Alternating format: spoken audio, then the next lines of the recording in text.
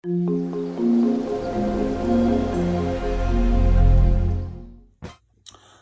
so today is my second video in my series about tying deer hair poppers. In this video, I'm going to talk about tailing materials. I find that that's one of the places you can be very creative. That and, of course, the different color combinations for the actual deer hair itself. But the tailing material, I have options. And so when I do fly tying seminars and conclaves and such, I usually bring these with me as a demonstration to show people some of the options that I have. And I'm sure you can come up with more options than this. So one of the simplest ways of doing this is just with simple, a lot of times I use kip tail or calf tail to start things off. It's kind of a stiffer material and helps everything else flare out a little bit. But this is kip tail or calf tail and two different colors of marabou. Let's see if you can make sure you see this. So you've got, different shades. Nothing in nature is just one plain color. You've got variations and undulations of color. So by using a yellow and a chartreuse on top of each other, on top of the yellow, you got some different color things that are going to go on. It looks more natural in the water. That's one variation. Another simple variation is this. It's just one of Pat Cohen's frog legs tied, again, with a little kip tail just to get something in the water moving. Another variation on a theme is this. You've got a little marabou, some peacock curl, some flash, and this is a rabbit zonker in the back. And I love rabbit zonkers for a lot of my flies because I love the action it gives in the water. Here's another variation, and I've got several variations of this where you've got the marabou, hackle feathers, different colors and different varieties on there. And it can imitate legs on a frog or the tail on a bait fish. Here's a variation of that. Almost like Lefty's Deceiver kind of thing, where you've got the splayed tail legs with the bigger hackle feathers, the smaller ones to kind of give you some line.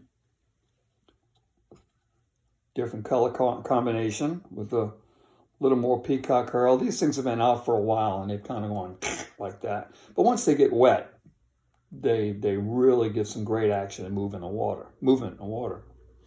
My last variety I want to show you is just a very simple. You take rubber legs, and I get these a lot of times from in packs for rubber legs that would go on a jig or for spinner, my spinner blade baits, which I don't fish anymore as I'm a fly fisherman. But I'll buy these in bulk, and then I can use these to imitate legs on a frog, or as in this case, just plain old, just tied on the back like that. And this movement in the water is just sometimes all you need to entice that bass to grab it. Okay, I'm going to pause the video for a second, and I'm going to show you how I tie these on. So I'm going to show you how we start off one of these deer hair bugs by tying in the tail section. I think I need to lower that maybe just a little bit, put that right there.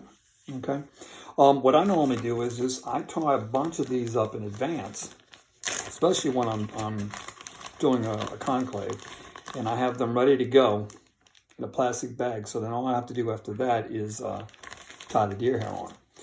So I suggest if you're going to tie these, or at least once you get kind of good at them, that you do it that way. You do your tailing section first, save it, and then when you're ready to tie, you can get a hold of it and get going. All right, so we're going to start here with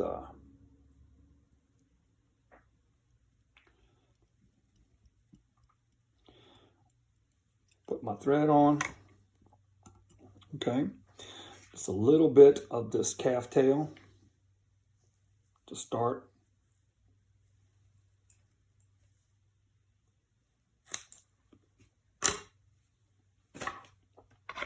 And I like to take a comb and comb out some of the fuzzies underneath it, just to get rid of that.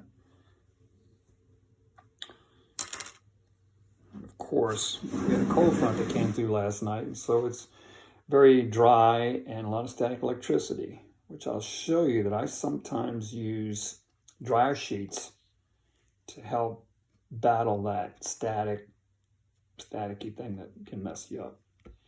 Okay. Trim off some excess here. All right, start with my lighter color on the bottom. You can do this a couple of ways. I tend to not like to waste, so I'll grab a chunk like that and tie that in.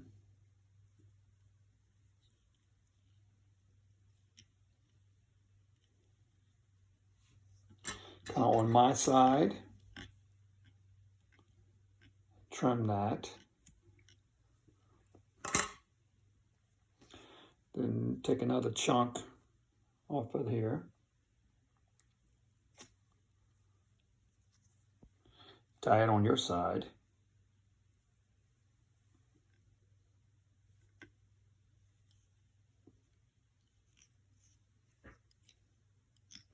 Again, using some different color schemes, usually a lighter and a darker, or at least a variation. Looks more natural than the water. Nothing is just one color. Okay.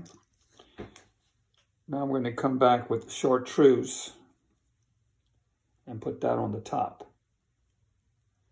And now I've got a little mix with my colors.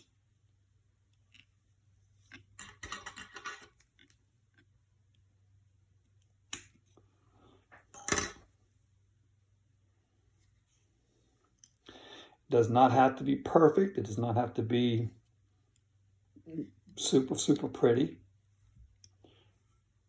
Okay, you just want something. And then I'll finish that up with a little flash. And this is just a strand or two of some flash.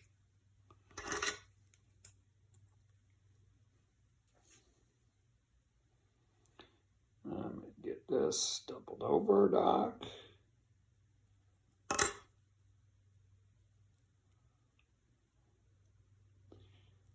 That's not how I normally do it, but I'll do it here. I'll tie some in on this side.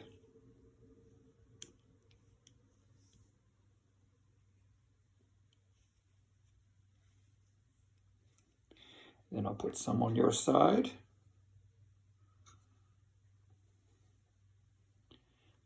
My eyes.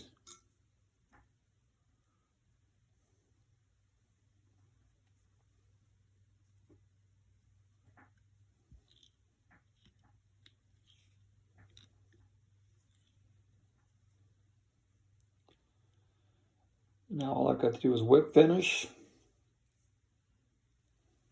I'm good to go.